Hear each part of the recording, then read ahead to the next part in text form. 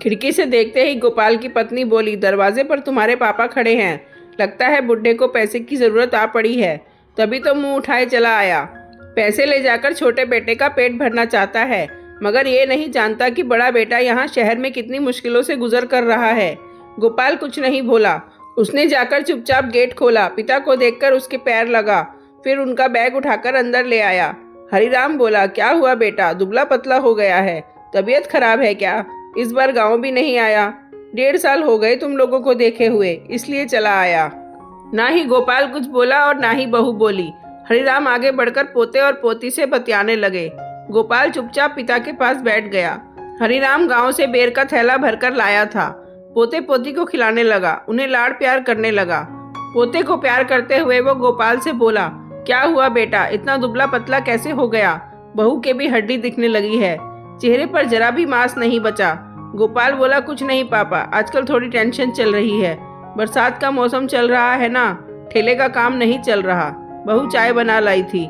जो ही ससुर ने चाय को चखा, वापस थूक दिया।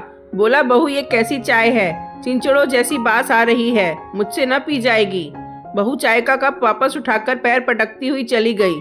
उधर गोपाल चाय की चुस्की लेता हुआ बोला, चाय में डब्बे का दूध है पापा, इसलिए तुम्हें बुरी लग रही है, हम लोग तो यही पीते हैं।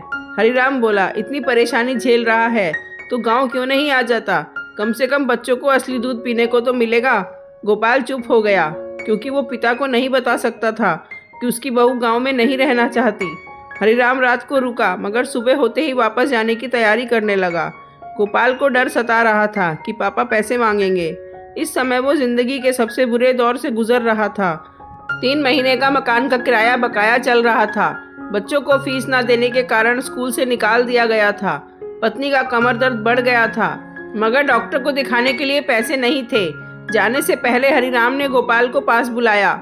इतना सुनते ही गोपाल का दिल धड़क उठा। वो पापा को पैसे देने से मना करने के लिए शब्द ढूंढने लगा। उधर गोपाल की पत्नी रसोई की चौखट पर कान लगाकर खड़ी हो गई।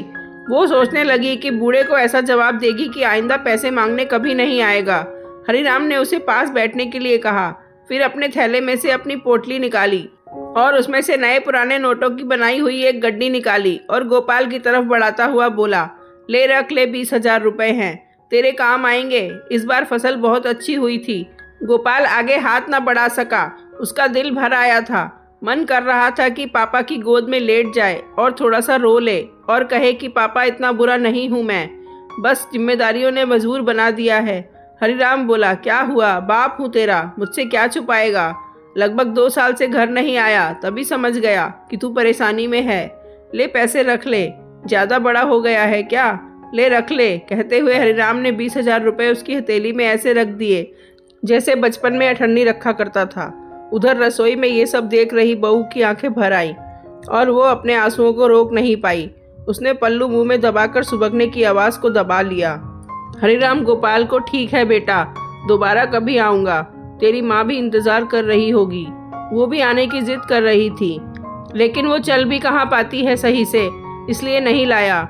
ये बोल के हरिराम चला गया। जैसे ही हरिराम वहाँ से निकला, गोपाल और उसकी पत्नी दोनों के आंखों में आंसू थे। दुनिया में सब बदल सकता है, लेकिन पिता का दिल कभी नहीं बदलता, इसलिए उनका सम्मान करो, वरना जिंदगी भर पछतावा ही रह जाएगा।